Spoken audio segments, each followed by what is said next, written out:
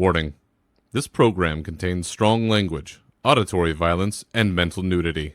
It is intended only for mature audiences. Listener discretion is advised.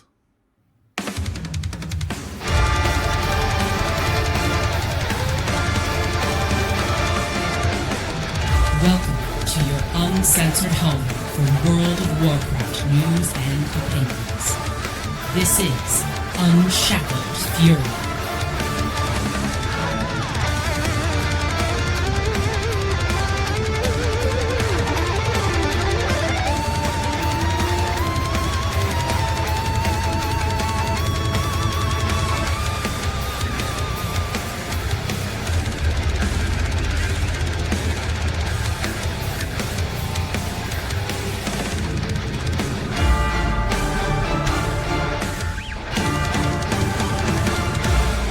Might be over, but our round starts now, as it is time to take the fight to Zali Dearest and hit midnight at full speed. So welcome back for episode 177 of your uncensored home for World of Warcraft news and opinions, Unshackled Fury. I'm your host, Berserker, and with me again, once again, is the man who, when things go bump in the night, he bumps back, Mr. Jez Corden. Welcome back again, good sir. Hey, dude. Do you come up with those on the fly? Somewhat. I have an idea. They are just fantastic. See what feels right in the moment, but you know, there's a lot of stuff that's gonna go bumping in the night of the midnight, and I know True. Warlock Extraordinaires are gonna be whooping some ass. Yeah, in theory. I mean, demonology looks like it's going to be whooping some ass. I don't know about the other specs. Oh boy, there's a lot of balance problems going off in midnight, but we'll see what happens. Well, now we're about to jump in full speed, full throttle. Everybody getting their whack at it, and it's going to be interesting because this is it. This is the week. This is when everything goes live. All the pre stuff. Betas and alphas and all that, it's all done because this week, and we'll talk about dates and times and all that stuff, but midnight is official as of this week, and then going into next week.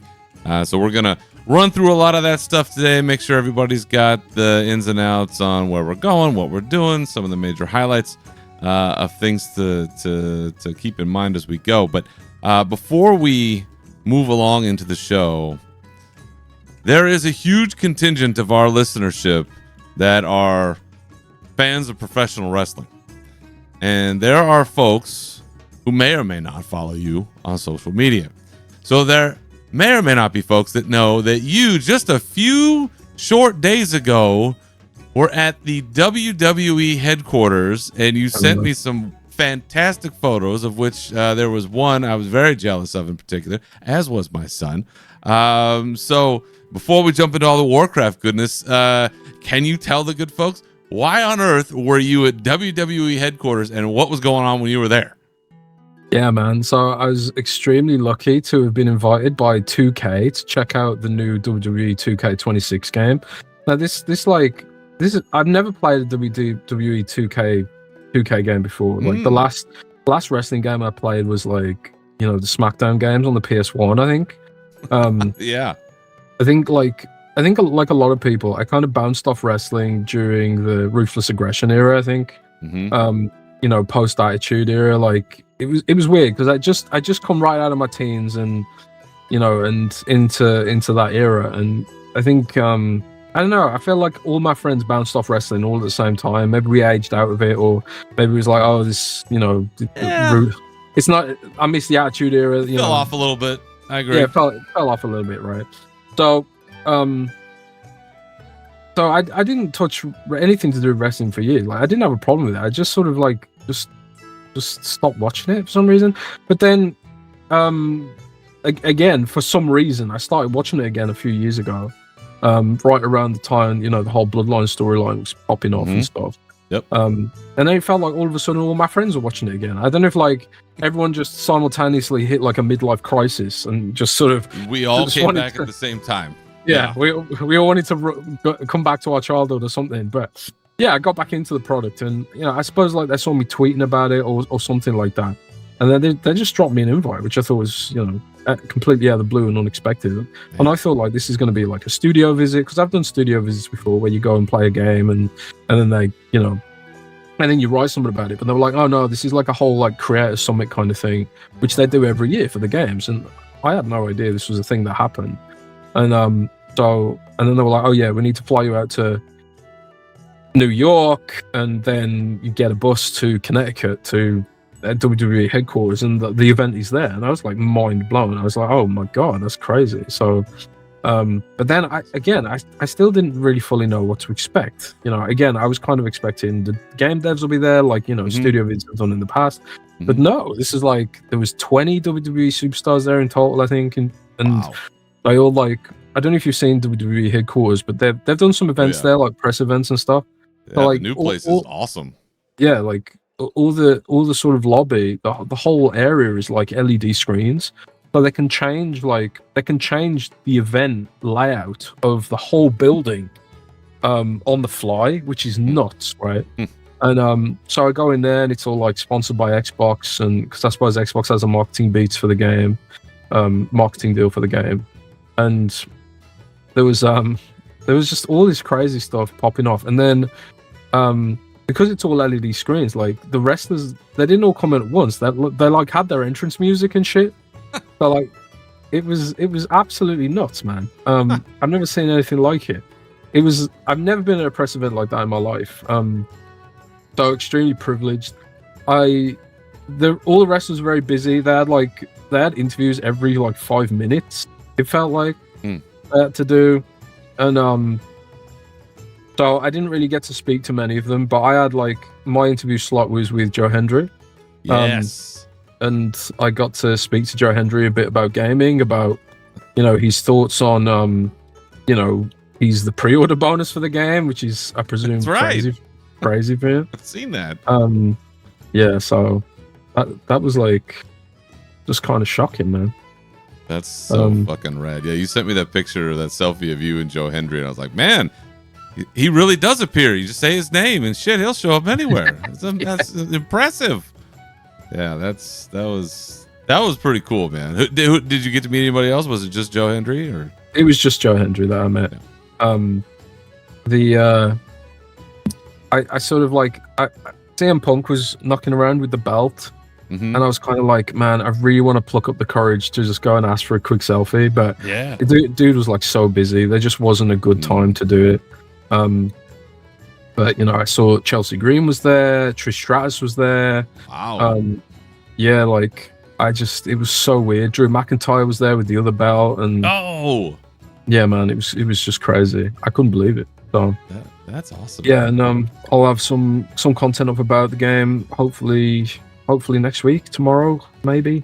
But cool. As we're gonna get into in a bit, Microsoft decided to throw a big wrench into the works this weekend, and with regards to my workload. So that's right. That was nice of them. That's right. Apparently, you have a curse when you travel, and there's things that decide to pop off when you're on the road. So, yeah, dude, we'll get to that. We'll get to that before we jump out today. But that's fantastic, man. Congratulations. That's such a cool opportunity to get to do something like that. But now you get to do it every year. Now they better bring you in every year, and then somehow somebody listens to wrestling and Warcraft podcasts, and then we'll get the crossover hookup here at some point when, I don't know, Thrall's a playable character probably would be the most realistic. But in the meantime, back here, that's a fantastic story, and we'll be playing hopefully one of our own here with Midnight coming out, and a lot of the episode today is going to focus on that.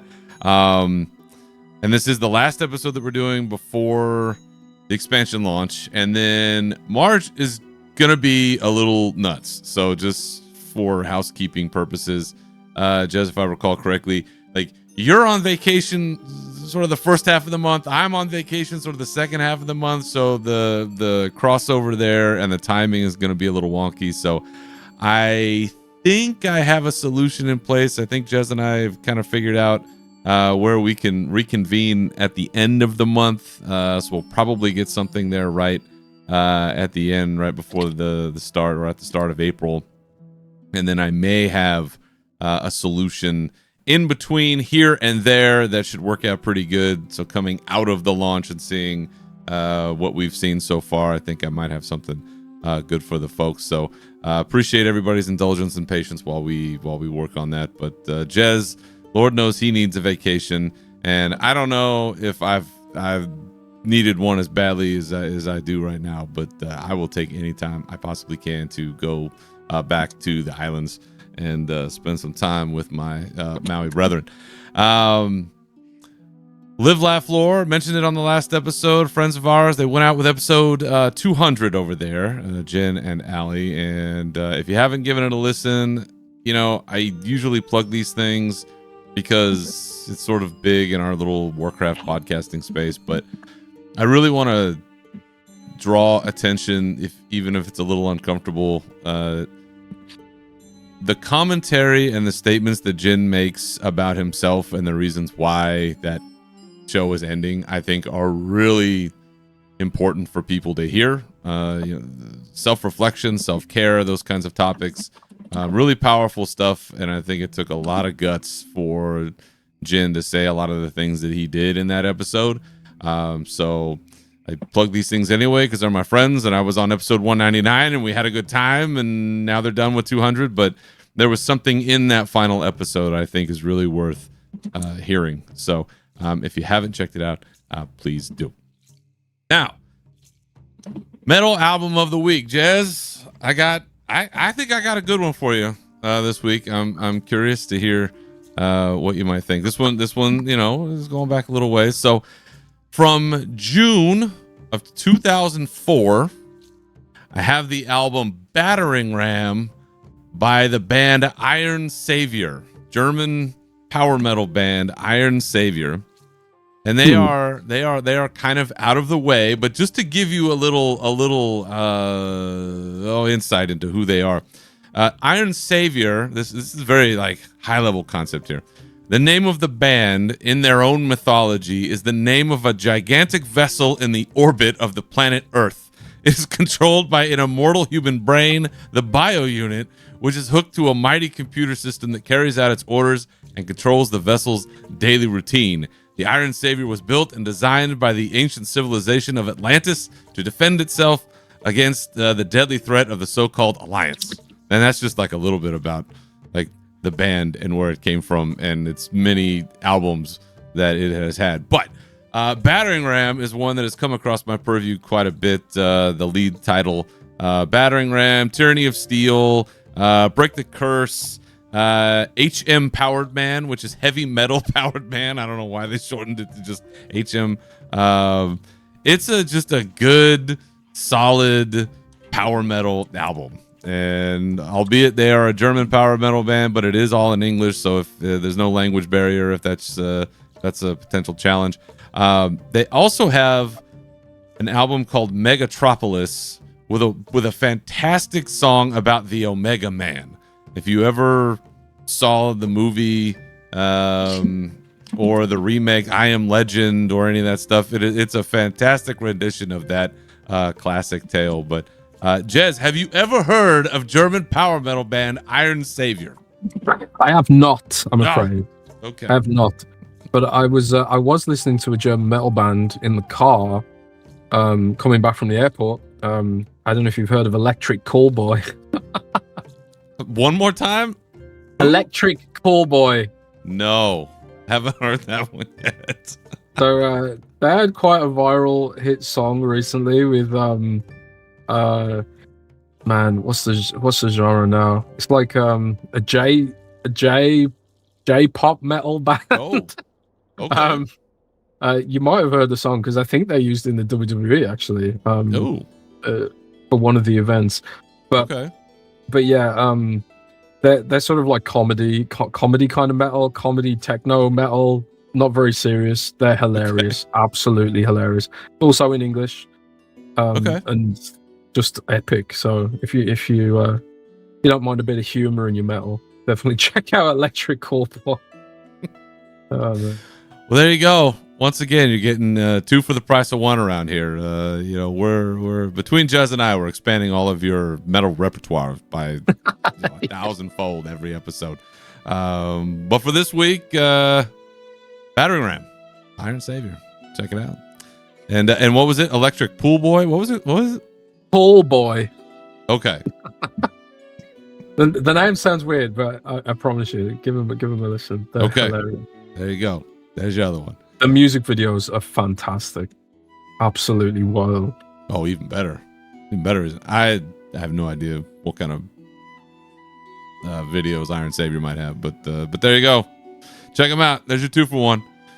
Now, before we get into all the recap of the midnight stuff that is coming, I have a very important rage topic, Jez, that we're gonna fight the good fight today, and it's a good one.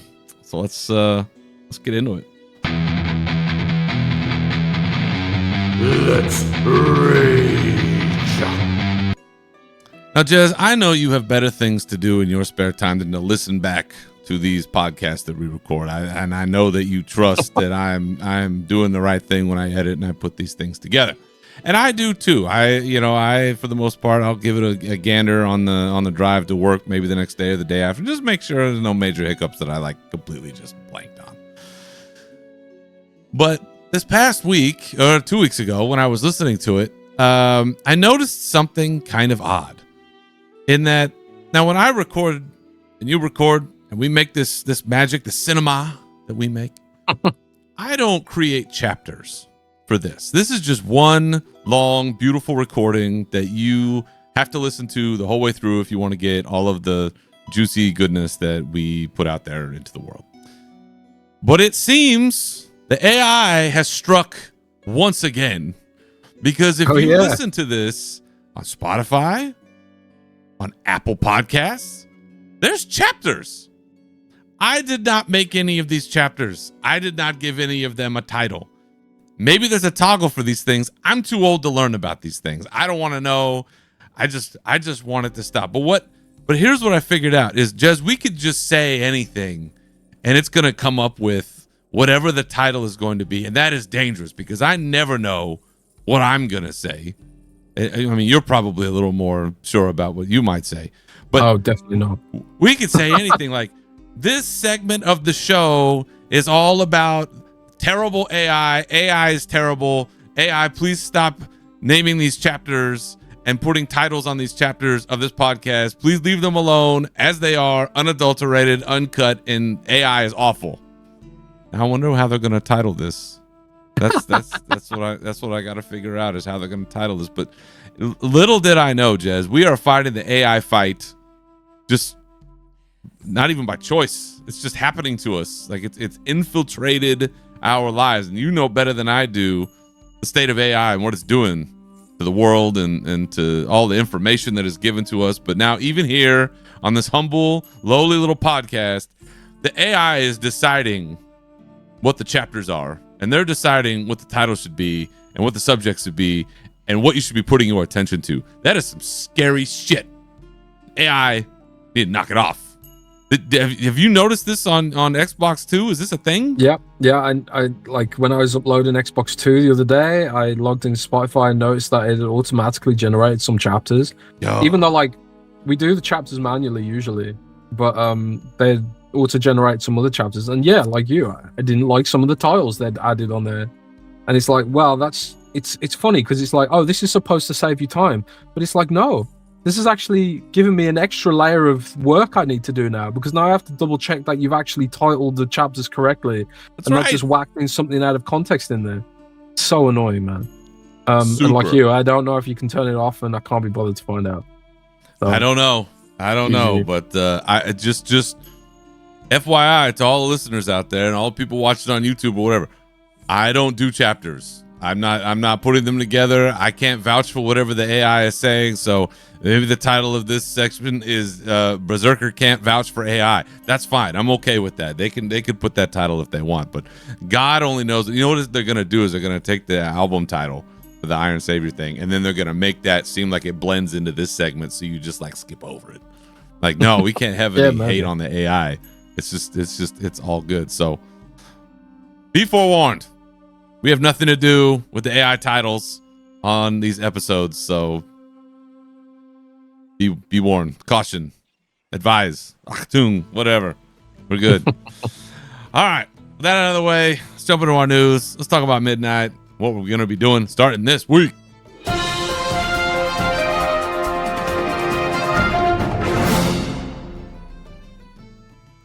I don't have a global calendar or clock here in front of me, so you'll have to do some calculations on your own. But early access, World of Warcraft Midnight begins this week, Thursday, February 26th at 3 p.m. Pacific Standard Time. So that's my time. Thanks, Blizzard, because you're, down I-5, a day's drive from me, so we're all kind of on the same area globally. So that works out for me. So you'll have to count ahead or count behind wherever you are. But that is the official start as we then get into the live worldwide non-early access on March 2nd at 3 p.m. Pacific Standard Time. And that is it. We are in it full blast. There's no pre-patch. There's no whatever. We are fully in the Midnight era. And I always ask this question around launch times. Jez, any big plans for the launch of Midnight? Are you doing anything? You staying up late? You getting together with the homies and drinking monsters? What are you doing? Man, it's problematic because I've got so much work I need to do before I go on vacation, which is like, it's an ultimate first world problem, isn't it? Like, it's so ironic that I work in games coverage and I never have time to fucking play the games I want to play. That is some shit. It's like damned if you do, damned if you don't kind of thing.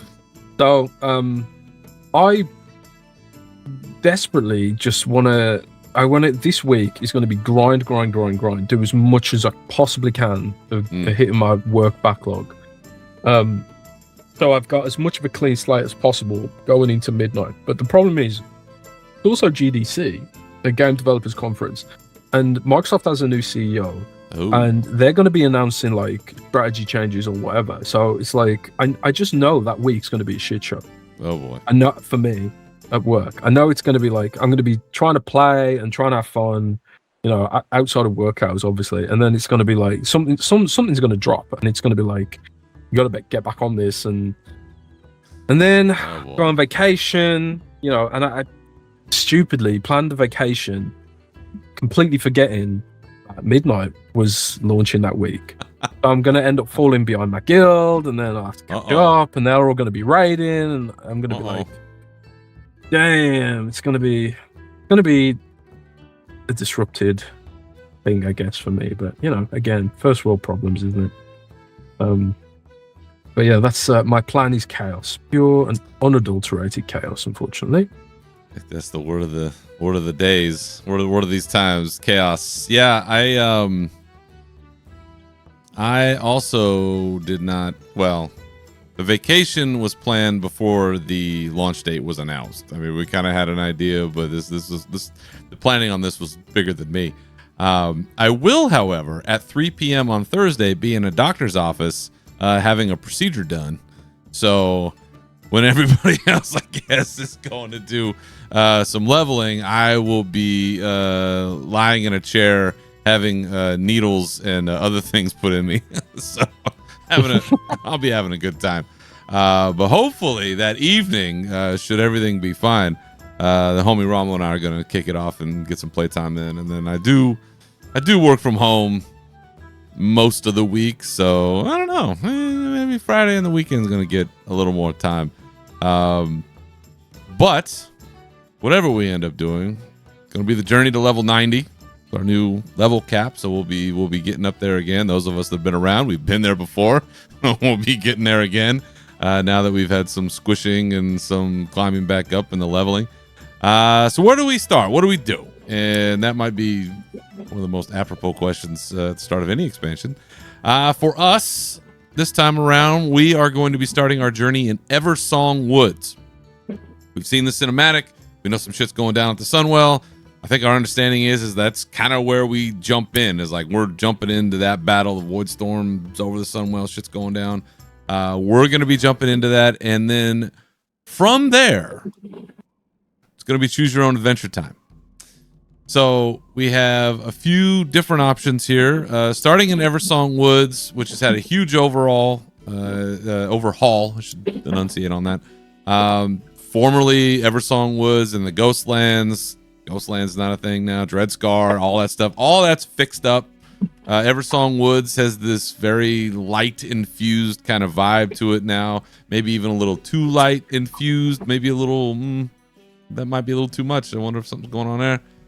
Silver Moon, completely redone. Everything I have not walked in it yet. I have not taken a character in it yet. I want to see it for myself after launch, but it's amazing from everything I've seen on the materials that have been released and the videos. We'll be able to spend some time there in some neutral areas. There's some Horde only areas, so Jez, I'm gonna have to drag, I guess, my Horde Death Knight through there to see some of the cool spots. And a Void Storm hanging out over the Sunwell. So it's completely revamped and giving us some ideas of what the future might look like, particularly in Northrend, where we know that we're going to be going in the Last Titan. So that makes you think some things. But from Eversong Woods, where we start, 3 choices. First up, Zul'Aman, where you may have spent some time in a raid at one time, getting a bear if you were able to successfully complete it, I believe, under a certain time frame. Home to the Amani trolls, so there's a lot of troll lore that's happening. This is some generational lore that is continuing and going on. Very Loa focused. You're helping them fight the void. Could be a jumping point for what's happening in season 2 of this expansion, but it's what we had at one time and then just completely blown out. And so it's a full-fledged zone now, and that will be one of our choices. Herondar will be the second of those choices. We know it's home of the new race that we're getting in Midnight that we've seen before, the Haranir. Orwino was the one that we've seen, the one that was doing all the kind of druidic magic and dancing in the cinematic that we had back in War Within, and we quested with her. Herondar is essentially a jungle deep in the planet where the world trees roots meet. So it's sort of like this place where all of that meshes together. It's very Avatar-y. I feel like it's this sort of bioluminescent, nature-y kind of vibe going on. The Rift of Aln is in there, which we've talked about before, and it's spewing baddies, and you got to help them see what's up. The third of these choices, not a zone. It's a guy. It's Eretor, where the son of Turalyon and Ilaria is going to be sent on a mission by Alonsus Fowl, who is the leader of the priests, was one of the founders of the Order of the Knights of the Silver Hand. And he's sending Eretor out on a journey to find sort of light, not light infused, but light adjacent relics used by priests and paladins for a very specific purpose over time. And so you have the option of traveling with him and going to all of these places across, I don't know if it's just the Eastern Kingdoms or if it's Azeroth as a whole, but going with him and taking that journey to see kind of what he finds and what he comes across. And those are the zones and those are the options that we have coming out. So we don't have to do it in any particular order, but we do have to do them in total. So then we end up in Void Storm, the Voidy endpoint where we take the fight to Xal'atath and we're doing the whole thing. What path do you think you're going to take, Mr. Corden? That's a good question. I was thinking on this myself because I watched the YouTube video from I can't remember her name, but she worked with Blizzard on like an overview of the zones. I watched that yesterday. There's some really great preview pages for all of these, by the way, through the Blizzard website. Yeah, you should definitely check those out. And I suppose like I'd probably hit Zul'Aman first. I think. Obviously, Amani trolls and. There's a lot of nostalgia for me in Zul'Aman, and I think a lot of people. I I remember raiding that back in the day. It was brutally difficult. Very tough. I felt like my guild struggled more with the smaller raids than the bigger ones for some reason.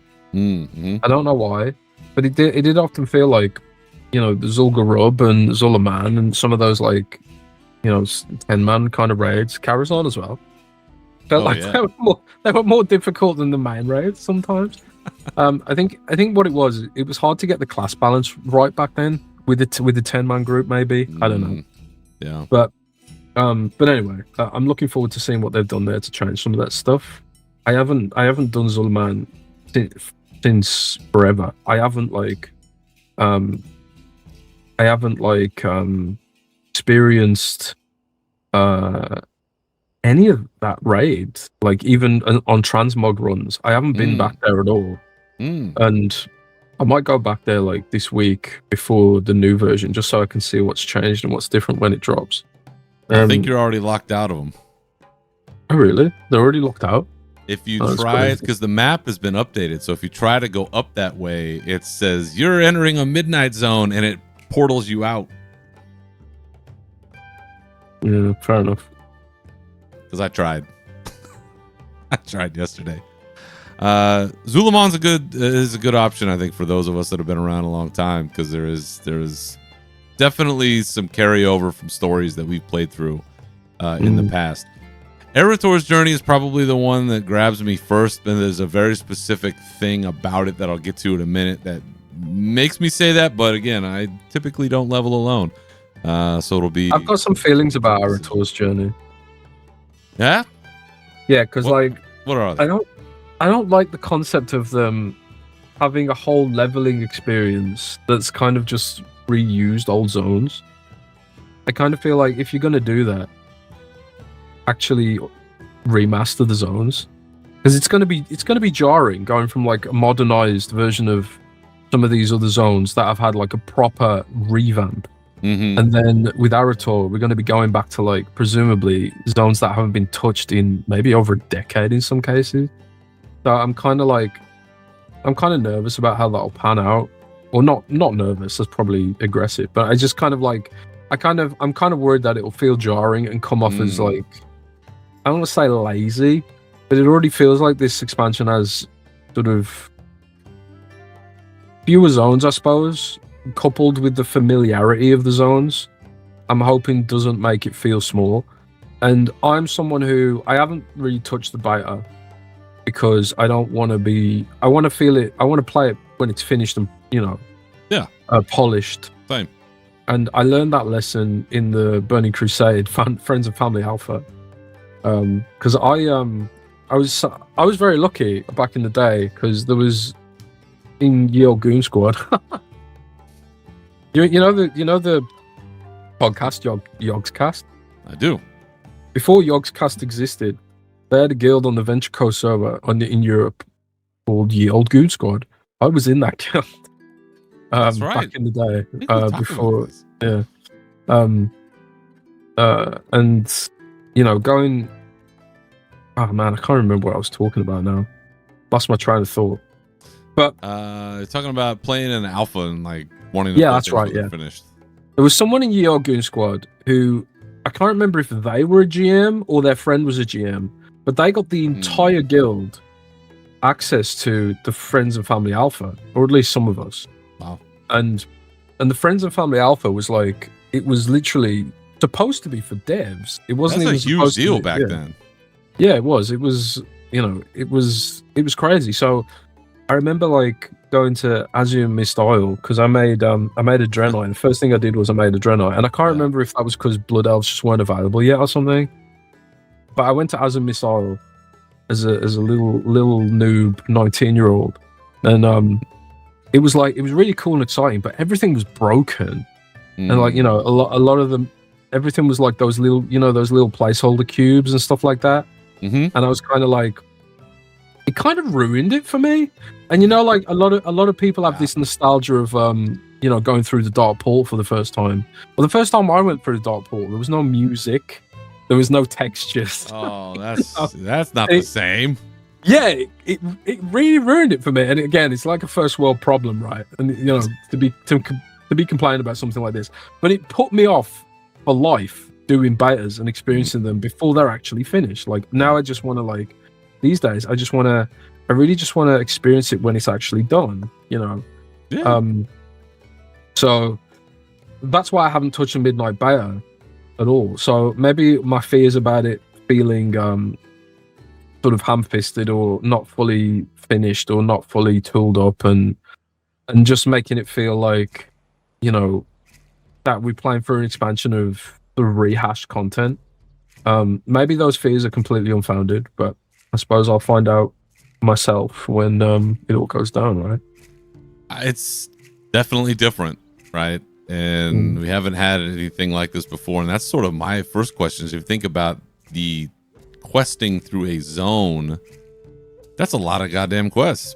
But like questing with just one person, is that, are we talking about the same number of quests? Is it like a shorter, lesser version of a zone? Like in terms of questing totality, it is different. And I know people know, it's just like you, I haven't played through it because where you had BC, I had Cataclysm, where I saw the Mount Hyjal zone go through I don't know how many iterations. So I am still confused to this day as to what certain things are in there because I saw them changed and I did too many things and I can't ever do it again. It was too much. But yeah, it's a different kind of choice, and I think we've talked about in the past how the leveling itself, it seems like it's almost kind of arbitrary. Like you're gonna do the story and you're gonna play through the quests, and like how many of them you play through now, it really is up to you because there's the main storyline and you can pretty much bomb your way through that.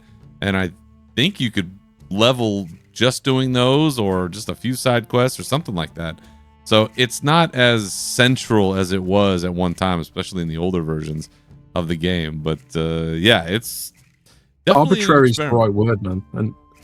And that's a shame because I do think that's one of the biggest issues with modern WoW is like the leveling experience feels arbitrary. The exploration, all that kind of stuff. It's so easy. It's so brainless, and intentionally so. And I feel like I think people think they want that, but I genuinely think it's not healthy for the game. But it's like a separate discussion, right? I think but like every WoW expansion, I'll enjoy it for what it is. You know, I'm kind of I went through this phase. Like I think a lot of WoW players go through this phase, and I think you see it a lot on social media, especially with the clickbait, you know, slop tubers who focus entirely on negativity. They go through this phase where they feel like, you know, I wish the game was different. I wish the game felt like how it felt when I was younger and everything felt better, you know. I do think that's part of it, nostalgia, but there are aspects of the game which have, you know, genuinely changed. Like loot doesn't feel as good as it used to, you know. And people begged Blizzard for bad luck protection, for example, which, you know, the creation catalyst.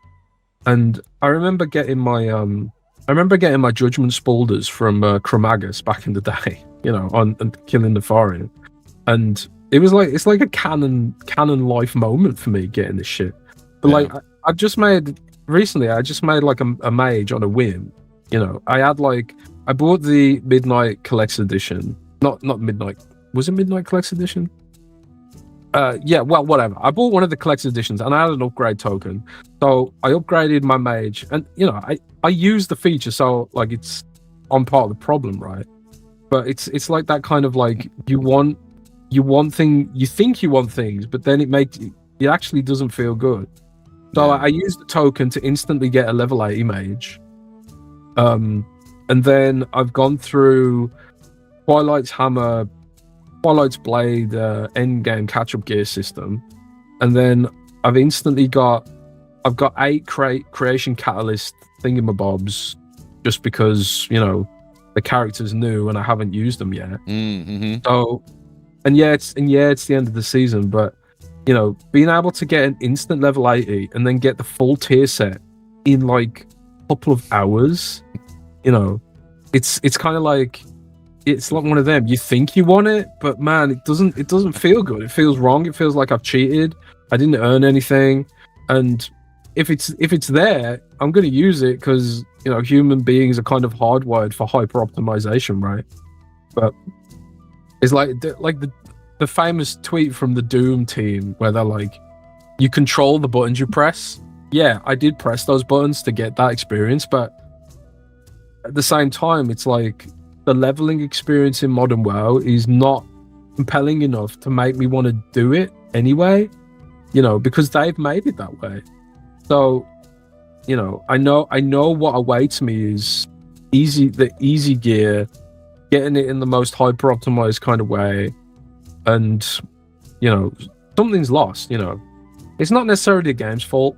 I think they just acknowledge that people have less time to play these days, but, you know, I'm kind of like going off on a big tangent here, but my original point was I'll just enjoy WoW for what it is and not lament what is gone, because I'm different, the game's different, society's different, the internet's different, you know. Yeah. And WoW will probably never go back to the way it was, simply for structural reasons and, you know, social, psychological kind of reasons.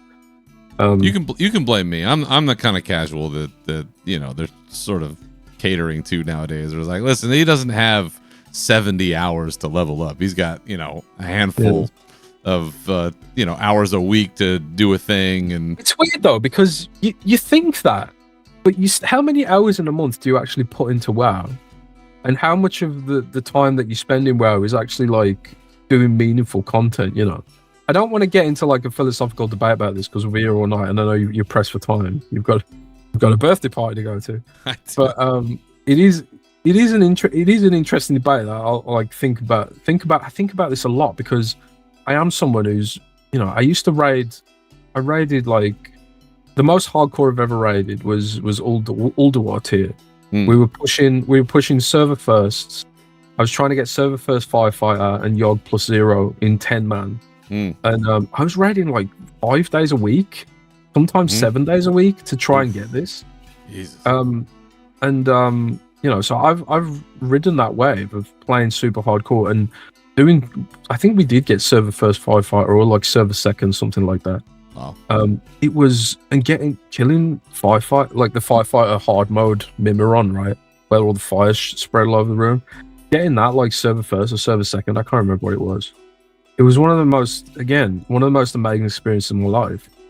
But I could still spend like 5 days in a week playing WoW. But most of it will be on like meaningless content, like alts or dailies, or, you know, grinding tokens or rating numbers, rather than like that challenge of overcoming a serious challenge, which either way would have taken me the same amount of time. So I don't know. This kind of went off on a really big tangent about the state of the game, but I do wonder if it's going in the right direction sometimes, and I suppose I need to examine that more about it. It's always evolving, right? It's a living thing. It's you know, I always think about how funny it is that, you know, there's some games that are classics, you know, many games that are classics from the old days where they just put the shit out. There was no patching, there was no updating, there was no nothing. Like, one of my favorite games of all time is Mega Man 2. And there are some wonderful bugs in that thing that never got fixed, and I never want to be fixed, but because it helped you as the player get past some really tough moments if you knew some spots in the game to be able to do something. There were no forums to be like, hey, this thing is bugged, or hey, I think Mega Man's arm is too much at this angle, we gotta change. There was nothing like that. So having the ability to be part of like a living ecosystem where there's interaction with stuff and there's things that change, like it's always going to be different. And you're right, we are going to be different and the world is going to be different. So it's always just kind of evolving into that next thing. And I think part of our role, right, is now we're going to play through this new expansion, this new leveling experience, whatever it is, with some shots that they're trying to take, and we'll tell them it was good, it was bad, it was indifferent. You know, we got a podcast where players, we say things somewhere. You got, you know, Windows Central where you're going to comment on stuff. Like we have our outlets, and other players, you know, any other player really does too, be out on social media and say it. I I know for myself, yeah, in the old days, raiding 4 days a week and spending, I don't know, 80 hours a month playing Warcraft, it's maybe a quarter of that now. It just isn't the same. And I wager that they have metrics and data and analysis that probably back up the average amount of time that a player has per week, per month, engagement, touch points, whatever, and they want to make the most use of that. So I mean, it is true. I remember, like, in previous expansions where they have attempted to dial back the convenience for the health of the game. People complain, right? Oh yeah. People bitch, like, when they're like, okay, you don't get flying until the cap. We I want was you just to about explore. to say, where's my flying? Yeah, we want you to explore. We want you to experience the game. You know, boots on the ground, that kind of thing. And people bitched and whined about it like crazy. And then, you know, you've got other stuff like leveling too fast. I remember how much of an achievement it felt just to get to level 60 back in the day. Oh man. I remember, like, smacking, you know, tigers in Wintergrasp to try and get that little final sliver of XP. You know, but these days it's like boom token, boom level 80, boom creation catalyst, boom full tier set, instant gratification, and then you just kind of sit there like, oh damn, I played myself, you know. And I sit there and tell myself, like, I don't have time for this shit anymore, but I kind of do, you know. Like, I completed Elden Ring, I killed every single boss, you know. I carefully curated a build I wanted to make, and then slapped Radahn around and had an absolute blast doing it, you know. So I have the time, and I think it's fair if, like, other people don't have the time, because not everyone wants an experience like an Elden Ring, right? No, and I don't. I use Elden Ring as an example because I swear to God, Elden Ring is World of Warcraft coded. Like, it's got the hand drawn map. It's got like vanilla used to be. There was no quest markers. Like, if you want to find a cave, you have to look for the hand drawn cave on the map, just like in vanilla World of Warcraft. Yeah. And Elden Ring is exactly the same way. They drew some inspiration from World of Warcraft. I'm convinced of this, but like classic World of Warcraft, you know, some of these sensibilities that are lost these days.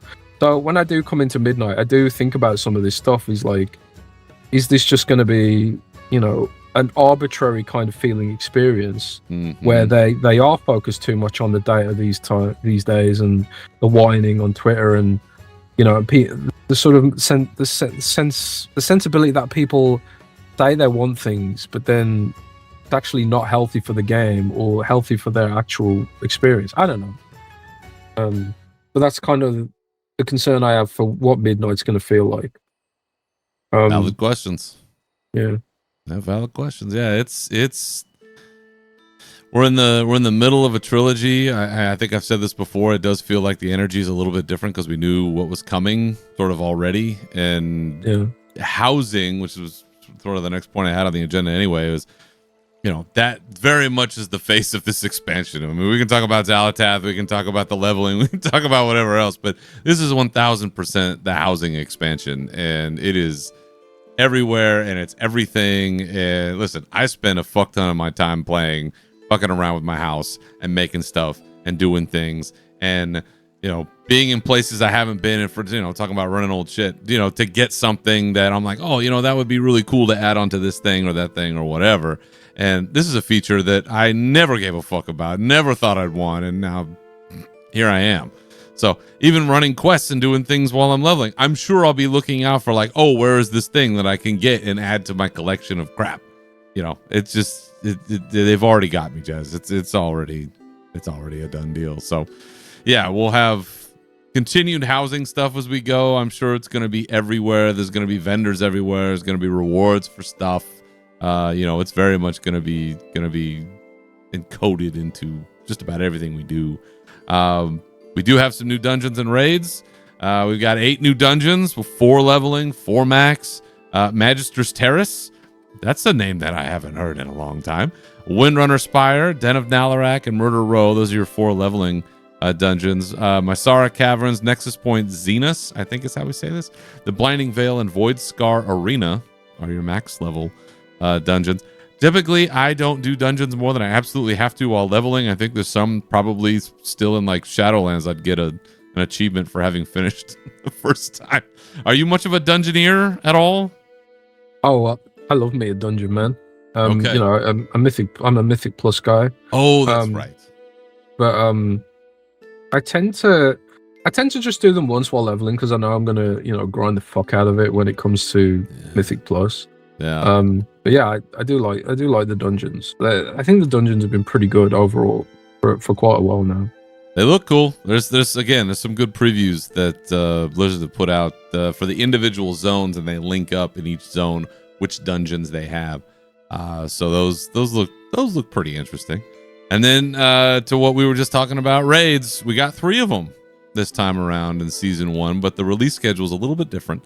We've got Voidspire, which is 6 bosses. We've got Dream Rift, which is 1 boss, and that is one gnarly looking fucking boss, I just want to say.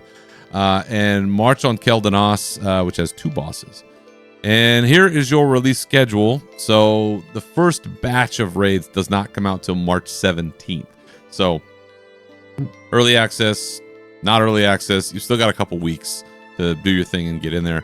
And it's only Voidspire and Dream Rift. The March on Keldanos raid does not open for a little bit. So March 17th, you've got Voidspire and Dream Rift on normal, heroic, and Raid Finder Wing 1, I believe. March 24th, so the following week, you have Voidspire, Mythic, Raid Finder Wing 2, and Story Mode. Thank God for Story Mode. Some of us losers is the only way we're ever going to see this thing. And Dream Rift Mythic. So that's March 24th. 31st, you've got Voidspire, Raid Finder Wing 3.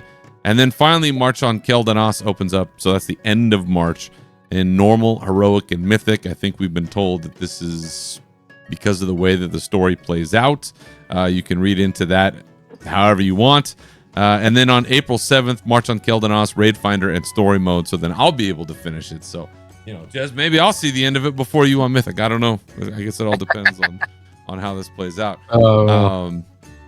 I will not be on a raid team. I don't see that in my future anytime soon.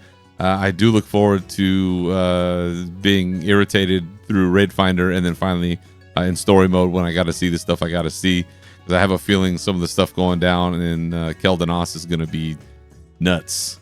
But for you, are you excited about gearing up for another round of Mythic raiding?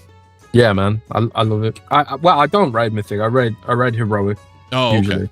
Okay. We go for ahead of the curve. We like Mythics too much. You know, way too much. But you know, we usually go for heroic at least, which it's kind of like heroic's kind of like how normal used to feel. I kind of feel like yeah. We usually do heroic, and then we also do the achievement run for the mount is what we usually do as a guild. So yeah, I love it. It's my bread and butter. I'm quite intrigued about the prize system as well. I'm really interested in how that's going to play out because, like we were saying earlier, one of the things that does kind of bug me about the modern WoW leveling experience is that, you know, you don't really leveling's too easy, you know, and it's not immersive and it feels arbitrary. And I'm hoping that Prey maybe is something that brings some of that feeling of being grounded in the world back. You know, I've seen some people complain the rewards aren't very good or don't make it worthwhile and that kind of stuff, but we'll see how it plays out. You know, I asked them in a previous interview, I was like, could you see Prey becoming a staple part of the game in the same way that Delves became a staple part of the game? And they said, you know, it'll depend how it lands and that kind of stuff. I just kind of hope that they if it doesn't land how they hope, that they actually iterate on it. Unlike things like I don't know, Island Expeditions or Warfronts, which you know, I really like the idea of Warfronts, but they just didn't really. They should have launched with the heroic mode out of the gate. I think I had so much hope for those. Yeah, they felt if we're talking about things feeling arbitrary, I think like absolutely Warfronts were absolutely the apex of this arbitrary feeling because they were absolutely brainless. Yeah. They could have like and you know, to some degree Island Expeditions as well felt absolutely brainless. At least like even now, like when you step into a tier 11 delve, you can't just do it completely mindlessly until you've actually got like a full set of heroic gear. At least with some classes, you know. I mean, hunters and demonology warlocks and tanks have like an easier time doing that stuff. But like, I was trying to do it on a rogue and on my mage ults, and it's like, oh boy, these classes actually have to think when they're doing things sometimes, you know, because they're a bit squishy, you know, sometimes. But and like, oh, my snares don't work or my stuns don't work, you know. Whereas like as a warlock, I can just be like, yeah, send in the Fel Guard and just have him tank everything and just mindlessly shadowbot, right? Mm-hmm. So I do hope praise is going to be something that lands more in a more compelling way than maybe some of the other side features they've added in the past. But we'll see what plays out. I think it's really going to depend on the sort of the evolution of the rewards for that, because I think there are some players like you, right, where in the praise system you're going to have three sort of flavors of it. There's normal, hard, and nightmare, which I love that they called it nightmare. Only, I believe, the normal mode gets help. So like somebody can help you with that one. Now, other than that, you're really on your own when those, you know, targets show up or you find them or whatever it is. And I think there are some like you that want that addition. They just want the challenge, just for the sake of the challenge. Like, I want to know that I have mastery of my class, and it makes it interesting. Like, I think I read in an interview somewhere that you don't want to go AFK because the thing could show up while you're AFK and it'll jump you. Like, that's kind of rugged shit. Like that adds a different flavor to the time that you spend in the world. But I think most people, it's like, well, what do I get out of it? If I'm gonna do this, what you know, do I get like a badass mount? Do I get some piece of armor? Do I get like a sword? Do I, you know, what do I get? You know, what do I get for my house? That's really the real question. Do I get something for my house that I can put in the yard that says I'm a badass? You know, something like that. And I do think that there are some prey-related cosmetics or something that show your kills or some shit. Yeah, I think that's really what's going to decide its fate, and they'll know, you know, how many people opted into it, how many people stayed into it. How, you know, did it rise? Did it fall? You know, there'll be probably, I like your term slop tuber, but I'll say some entity in our sphere will probably put out a video or something at some point saying something about it. And then people will jump into it and be like, oh, this is something I got to check out. So that is very much like a Warfronty type thing where like either this is going to be cooler than I think it is, or it's just gonna be empty or half baked and it's not gonna make it. So, yeah, we'll see. That one's gonna be interesting. We're also gonna get 10 new delves. So if delving is your thing, I mentioned delves earlier, we'll have 10 new ones. Labyrinths will be somewhere down the line later in the year, but for now we have 10 new ones plus the Nemesis. So those are pretty evenly spread throughout the zones. You'll have 1 or 2 in each zone. So they'll be out there. And Valera Sanguinar is our companion this time. So Bran, I guess, is retired once again or something like that. Amongst the places that we can go, I'd mentioned something about Eretor's journey and why I may be interested in tackling that early on. It is through his questing or his quest line that you get access to the place they call the Argentina, which is this kind of out of the way. It's like an inn. It's like a pub. It's like this safe haven sort of from all of the madness and chaos and things that are going on. And the way that they describe it is that there are heroes of the past and people of the present that come in and tell stories and give quests, and it's kind of like an all-around little hub that is just sort of a cool little gathering place for the players and for theoretically NPCs from within World of Warcraft. And I do like the idea. It looks cool. Like I will say, like, it looks kind of rad, and you got to go through Eretor stuff to get access to it. I think if I read correctly, you get access to it, and then if you finish the quest line or something like that, then you get your permanent key to it, because I think it's an instanced thing somewhere. Yeah. So,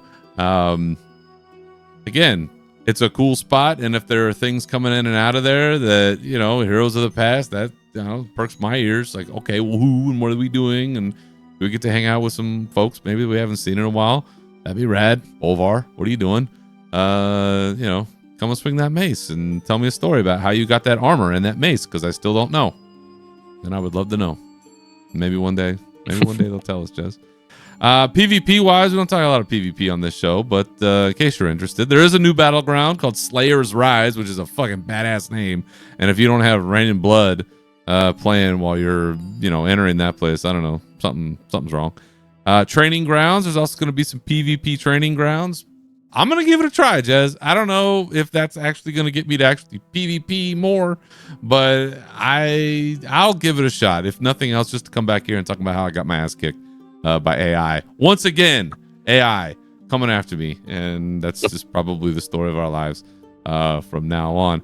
Have you never done the training grounds are a thing already, but they're a brawl right now, so they're up sometimes and not others. Brawl, comp stomp, something. Yeah, I hear these names and it just.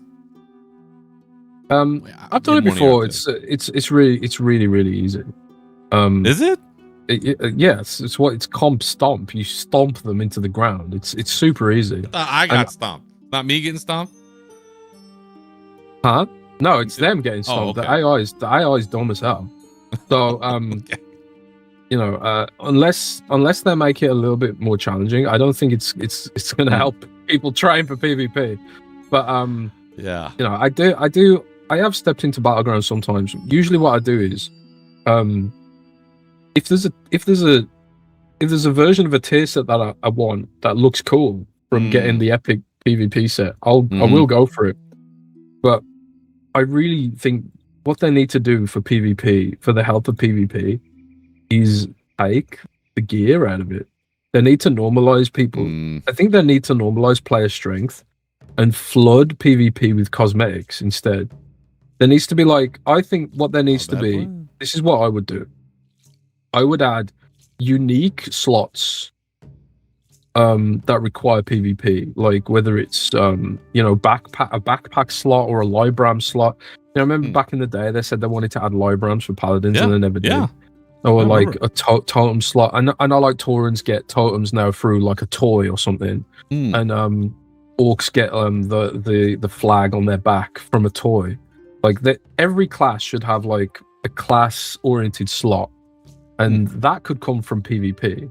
I think what you really need for PvP is a truly, genuinely compelling cosmetic layer, not just mounts, but stuff you can actually grind. Because like the mounts only come from like being really skillful, I think. But there should be something that you can grind even if you're terrible, like myself. But I don't think power is the right thing to grind in PvP. Because like when you're a new player and you don't have your gear, you don't have your resilience, you just get absolutely obliterated. You get obliterated. Yep. So, and that's not a good experience if you're a new player. So I think they should take the gear, the power scaling out of the reward track.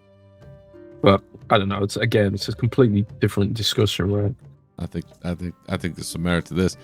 So that's what's going on with PvP. Obviously, we've talked in the past about transmog system updates. It's still got some bugs, but I like the promise of it. I've already bought 10 slots, and I've filled them up, and I'm probably gonna buy more because I get all these ideas about this situation and that situation. It's not 100% yet. I feel like whatever server they're storing the sets on, it's like they need a bigger rat in the wheel or a bigger piece of cheese to feed it, because it feels like it's a little slow. Yeah, it's a little slow pulling this stuff up. They gotta get something.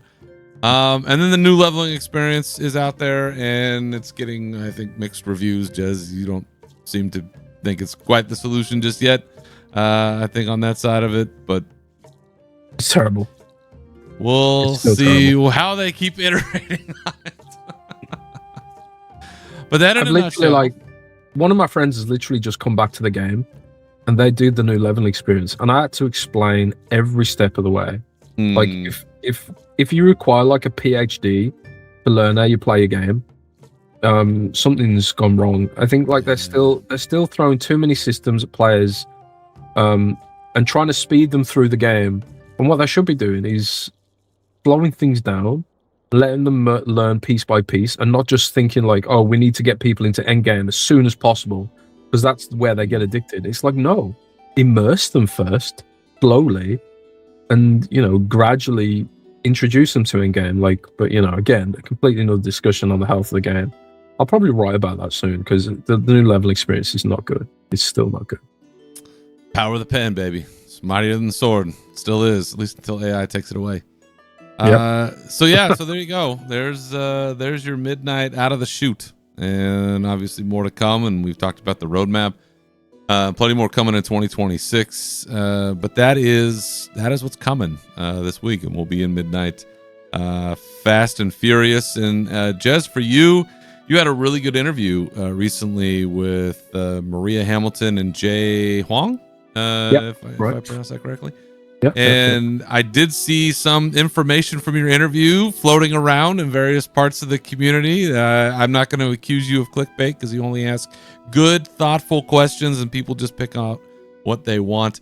But the main thing that I took away was that there clearly is going to be just an avalanche of goblin housing coming in the very near future, and if for no other reason, just to please you. And to get you to stop asking so many questions about the goblin thing. But for the folks maybe that haven't checked it out yet, what can you tell us about your time spent with those two and some of the tidbits that came out? Yeah, so I've actually got more bits from that interview to do, publish. Nice. In the past, what I've done with interviews is just publish the whole thing. But I think people don't want to consume content like that now anymore. They just want they just want single points, right? Yeah. So I thought what I'll do with this one is I'll put 1 point out there, which was on the customization, and then I also got some bits and pieces of what they said about labyrinths, right? So I asked about labyrinths. But yeah, it's always great to catch up with those guys. The passion is, we criticize aspects of the way the game's gone, but it's not for lack of passion. Those guys are so passionate, and it's always really fantastic to talk to them. But yeah, we talked about I wanted to ask them their thoughts on cosmetic stuff, because we get another race in the expansion, the Haranir, which again nobody really asked for. Although there are plenty of people excited for Haranir, but one of the reasons they're excited for it is because they've got so much customization compared to some of the other races out there. Yeah.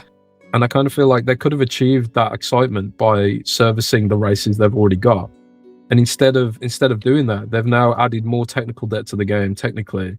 And we've still got races that barely have any customization options, and races and genders, So that's been a big talking point in the community. So I really wanted to, give voice to that community, myself included, being a goblin with pretty limited customization options. Pretty limited. Very, very limited. But in the same breath, I asked them for playable ogres, which again would add more technical debt to the game. Hey, listen, you got to keep banging that drum, man. Nobody else will do it for you. Yeah, it's true. I've wanted playable ogres since forever. But it is more important that I think what they've got gets serviced properly, And she was like, "We do want to do it, but."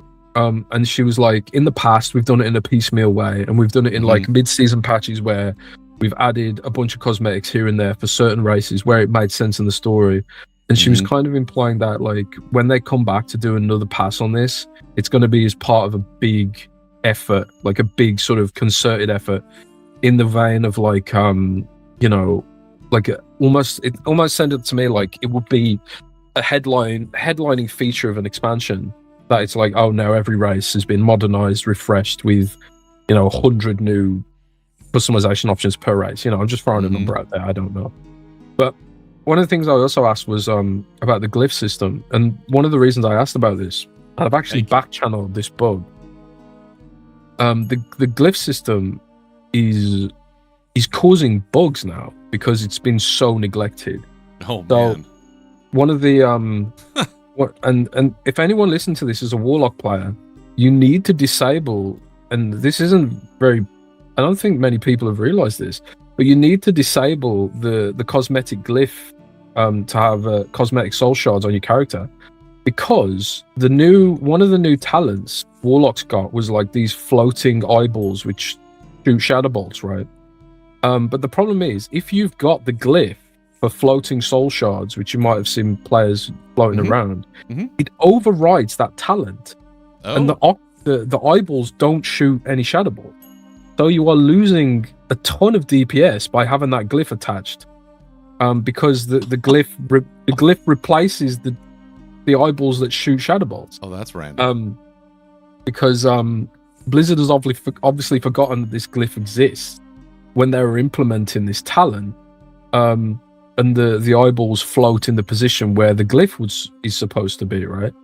So, and I know their solution to this is going to be, oh well, we'll remove the glyph, and that sucks because I love the glyph because it looks like Kael'thas's floating soul shards glyph. Yeah.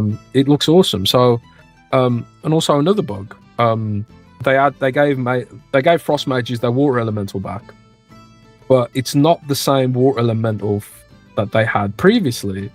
So none of the cosmetic glyphs of the water elemental from the past, because back in the day there was like a load of glyphs for customizing your water elemental. None of them work. Oh. None of them work on the new version of the water elemental. Much to my disappointment. So I did ask them, like, what are you doing with glyphs? Because this system exists in the game. There are inscription players can craft glyphs, and you can buy glyphs on the auction house. And like in a lot of cases, a lot of these glyphs are bugged now, and they don't work properly. And she kind of acknowledged that. About it. Yeah, she kind of acknowledged that. Kind of acknowledged the issues, but she was kind of like, again, this is another sort of. It's part of a wider discussion about how we approach this. And she mentioned that if they are going to implement upgrades to the glyph system, they would probably add it into the transmog system and separate it out from the current way it's implemented, which is sort of like a system that sits on top of everything else. So it kind of gave me some hope that they are at least thinking about this stuff. And she did concede that these ideas represent very early discussions and probably going to be a hot minute before any of that stuff is implemented.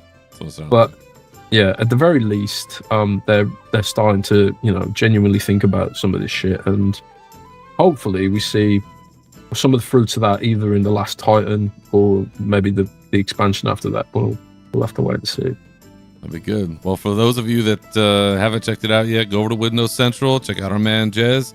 I think, let's see, what's the title here? World of Warcraft leads pledge more player customization, housing, race updates, custom animations, and glyphs to merge with transmog question. So give that a read. Some really good stuff in there. And look forward to what else you got coming out of that interview. That'll be cool.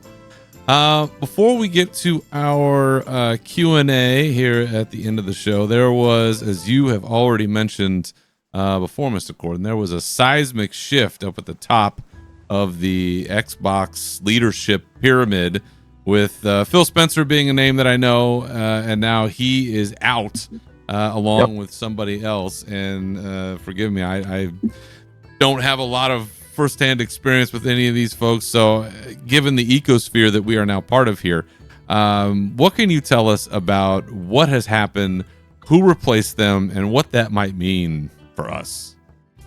So long story short, Phil Spencer, the head of Microsoft Gaming, which is the entity which sits above Xbox, Blizzard, Activision, Bethesda, ZeniMax Media, Minecraft.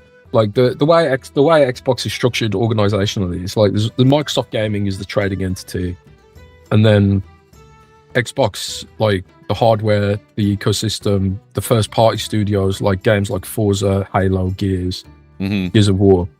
That's Xbox. And then you've got Blizzard, which I believe now is separate from Activision as a trading entity, as a subsidiary entity. And then you've got Activision, obviously, which is Call of Duty. Then you've got King, which is mobile games and bullshit.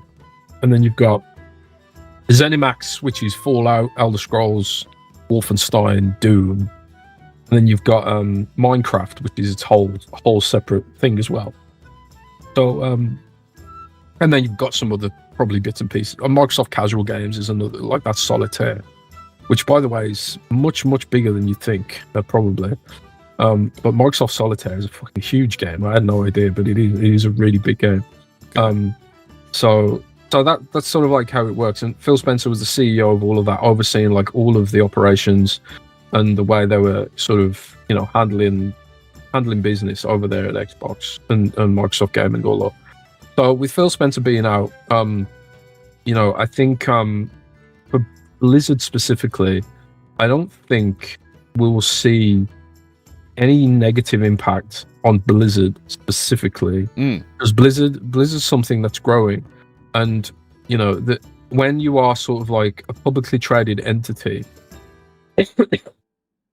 line must go up. You know, that's kind of like the whole thing with Microsoft is line must go up, but better or worse. And oftentimes it's been worse. Like we've seen downturn in the whole gaming industry. PlayStation just shut down a studio as well, the studio that made Demon's Souls remake and that kind of stuff.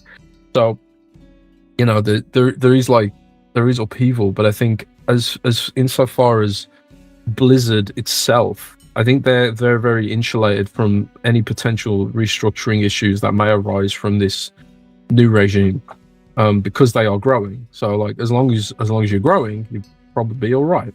But there are plenty of parts of Xbox which aren't growing and have struggled.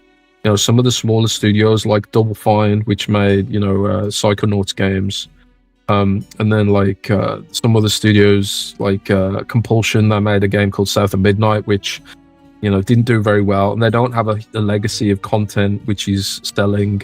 They don't have any live service games attached to the brand. So I wouldn't be surprised if we do end up seeing like some of the smaller studios ending up getting shut down, so they can reallocate some of those resources to the operations which are doing well, namely Blizzard. ZeniMax is popping off with Fallout. Like, the Fallout TV show was huge, and that's boosted Fallout 76, which by all accounts is actually pretty good now. Also, they desperately need to get out of Fallout 5. Where's the money going to come for that? You know, like, strike the iron while it's hot, right? Yeah. Also, I think like Game Pass might be on the docket for some a rethink, because I don't think that's grown as much as they'd hoped. But again, Blizzard is it's separate from a lot of this shit, right? So I kind of think, like, for us as Blizzard fans, I don't think there's any cause for concern necessarily in the near term. But I do think as we get further, you know, if Blizzard like does start to struggle for whatever reason, that's when, you know, you start to have to worry about things, because Microsoft, like, they're not going to accept things going badly. And I think at the end of the day, things have been going well for Blizzard under the new regime with Johanna Faries. I personally think, like, they'll probably look to Blizzard as an example of a studio which has managed to find success at a time where the industry's struggling to figure out how to compete with Roblox, which is kind of like the existential thing, right?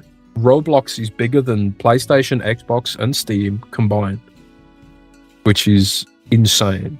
And yeah, I don't get it either. But for we were talking about earlier how, like, we're too old to play as much as we used to play, and that's only going to get worse and worse as we get even older and older and older, right? People Till I retire, and then it'll reverse, and then it'll just be maybe, you know, I'll be playing Warcraft when I've said this before. I'm an old ass gray fucking man. I'll be playing it lights out. I'll be catching up on all those achievements I missed. Well, this is funny because, like, I was talking about my friend earlier who was having the bad experience leveling, and he started playing the game again because his kids have grown up now and they're doing their own thing. Like, his youngest is 11, 12 now. So he's got to the point where he doesn't have to look after the kids anymore. So he does have a bit more time. So he is able to game again. So there will be this wave, you know, of people potentially coming back as they get to retirement age, you know. That's what I'm saying.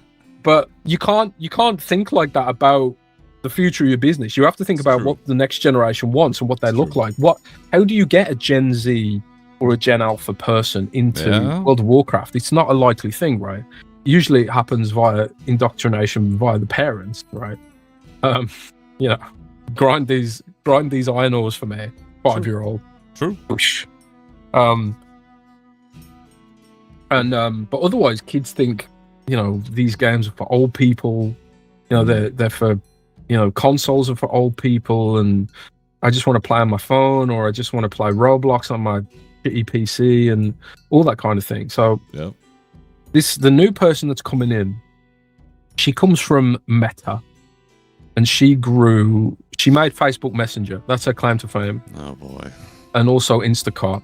Oh god. And obviously these things are very, very popular and did very, very well. Facebook Messenger is an example. He's sort of like, you know, it's a huge platform.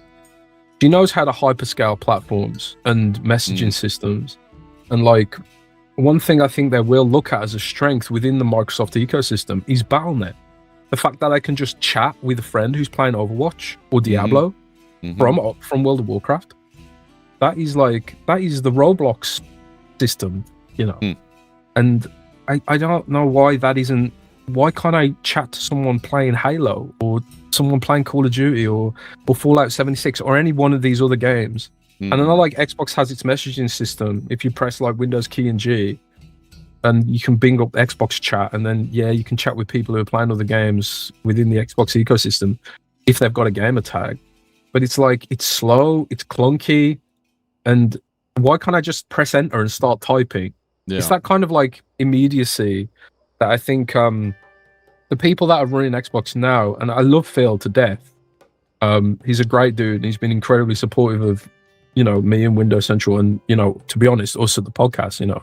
Like it's through my connections at Microsoft that we were able to speak to Blizzard at the end of the day. Yeah. So like, I love Phil to death, but he's you know, he doesn't get social media, and I don't think he wants to get social media. So I think like he kind of realizes that in order for Xbox to tap into that Gen Z kind of cohort, they need someone who's younger and more in tune with that universe. And Asha Sharma, who's the new CEO of Microsoft Gaming, I think she really gets that. I think Johanna Faries gets that, and I think they'll work really well together on it. I really do. Like, good. Asha kind of reminds me of Johanna Faries a lot, and a lot of people are focusing on her AI background, but one of the things you have to know about core AI at Microsoft, it's got AI in the name, much like Microsoft 365 Copilot's got AI in the name. But really what her job was and her success there was GitHub Copilot, which is like one of the only actually good things that AI does is help programmers auto-complete their code in a way that, you know, is more efficient and quicker. You can say like, how can I optimize this code? And the AI will scan like thousands of documents and websites instantly to find ways to optimize the code. You know, the whole vibe coding thing. And it has been criticized for like introducing bugs if it's not checked properly. But when it's actually used properly as a good tool, like GitHub Copilot has become monstrously popular. And Asha Sharma is part of that universe. How can we apply AI to dev tools to generate genuine value and efficiency? And she was part of a division, one of the only companies in the world which has actually made useful AI tools.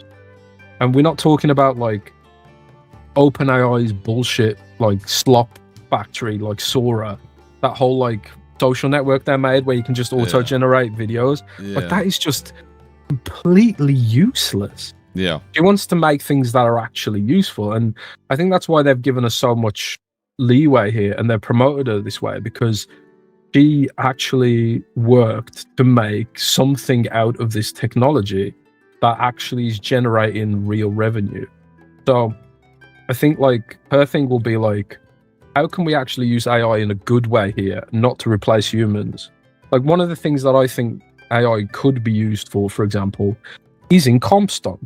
You know, what if you trained a large language model or, you know, on how players behave in a battleground, and you made PvP bots which were hyper realistic.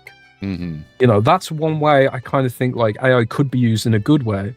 For people who find playing against real players stressful, can we make enemies that behave more like humans but without the toxicity or the stress that comes from competing with real humans, like that kind of thing.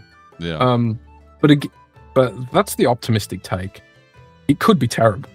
You know, it could all go to shit. It Yeah. could shut down everything and defund Blizzard and ruin everything. It's a big wait and see moment right now, I think.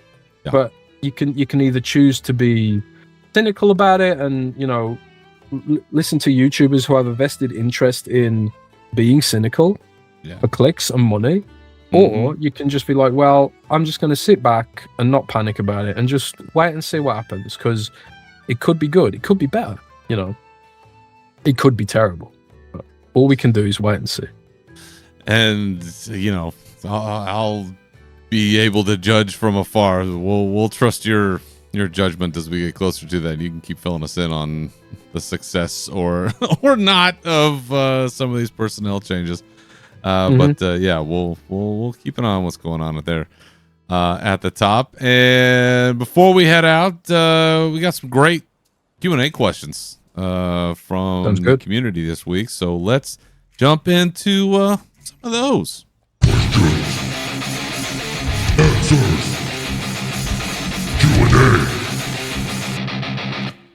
Just for you, buddy.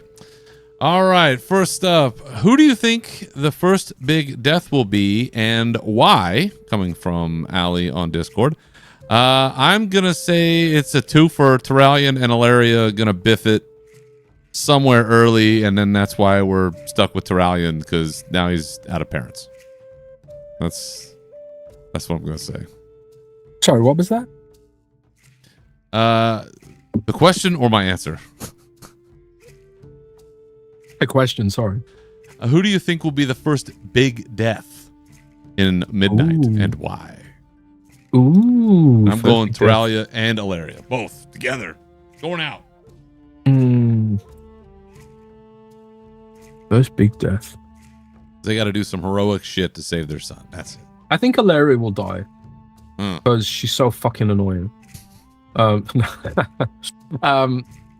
I think Ilaria will die. And I think Sylvanas will kill her and then reignite the faction war. That's what I think that'll go down. There it is. Oh, nah. I know people hate this trope, but I kind of hope that Illyria falls to corruption. And I know it's overdone to hell.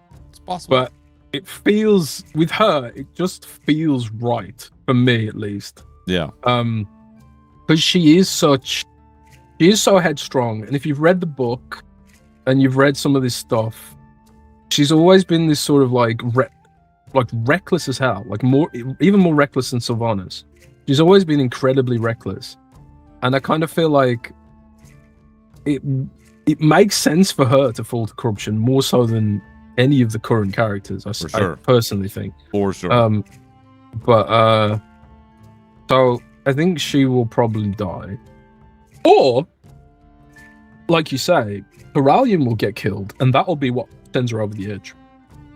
You know, that makes sense. And maybe it's like it comes down to Arator and Sylvanas to, you know, either finish her off or, you know, set her to rights or something like that.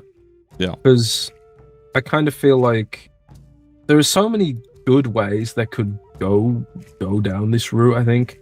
Like, for example, you know, Sylvanas finishing her off and then Verisa finding out and there's a misunderstanding and they get pissed off at each other and boom, faction war's back.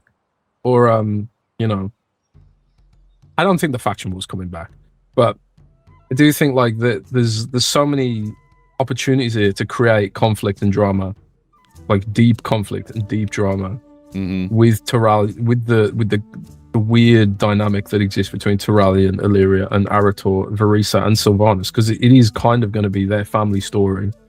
This expansion probably going through it. Sure. Yeah, but yeah, I think Terralion. So you know, yeah, true that. Or you know, they could go out of left field and kill off Arator, man. You go on this whole journey and then he dies.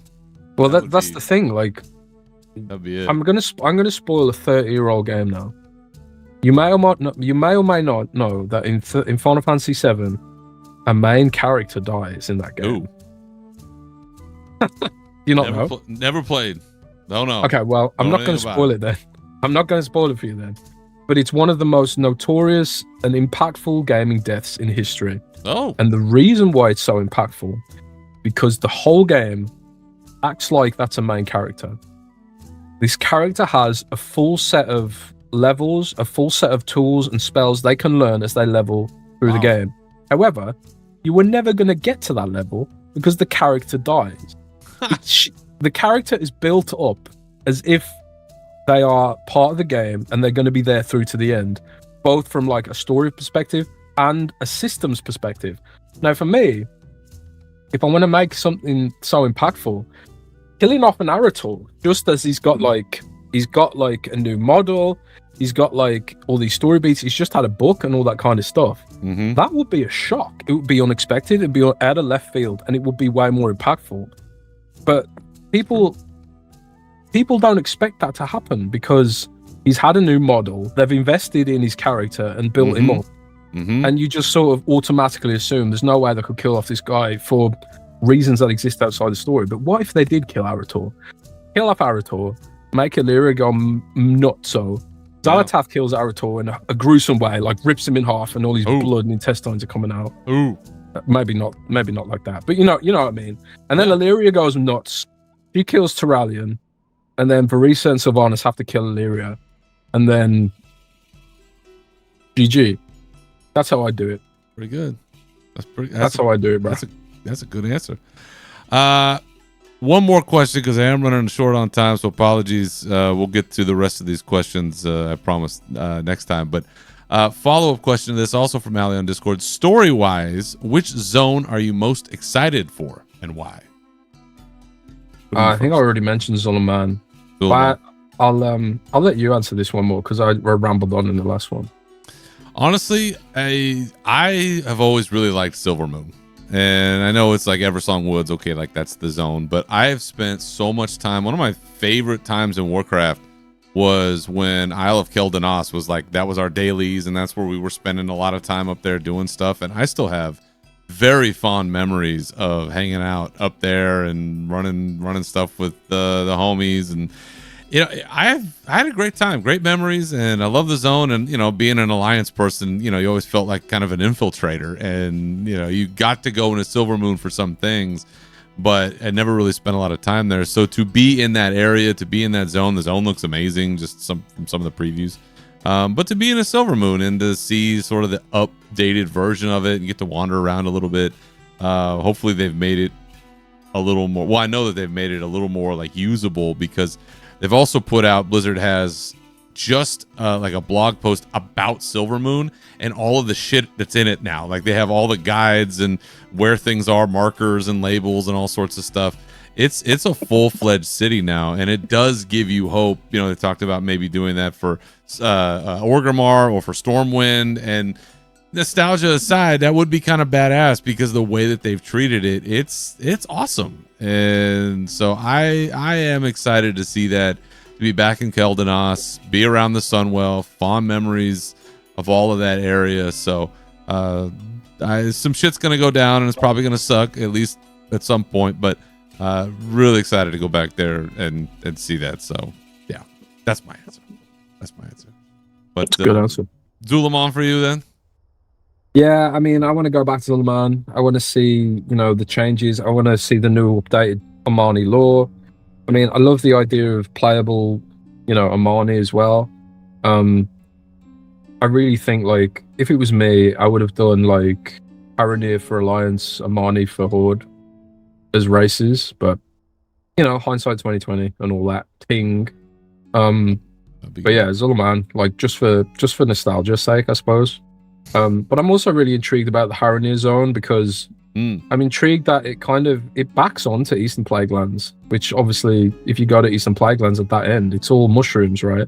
Yep. So I'm kind of intrigued, like, because how all those mushroomy kind of things relate to each other, how it relates to the old gods, and there's always this lore stuff in the background about the root lands or whatever they're called, something like that. I'm not a super lore buff, but I am interested in the lore and the whole notion of the old gods burrowing deep into the earth being affected by the world soul and shit like that is really interesting to me. So I'm really interested in the lore implications there as well. That's a good. It'd be good, man. It'd be some good shit. There'll be some good shit. There will indeed be some good shit. So yes, thank you everybody for sending in questions. Like I said, I'll get to the rest, and I'm a little pressed for time today, so my apologies. But I think in totality we have done enough damage for one whole episode, so that should suffice. But for those who don't already know, where can the good people find you on the internet, Jez? Yeah, so you can find me at Jez Corden on Twitter. You can find me on Windows Central /gaming or just windowscentral.com. Also, Xbox 2 podcast talking about Xbox and Microsoft ecosystem stuff. And also, I've been using my YouTube channel a bit more recently, which is just jez.c on YouTube.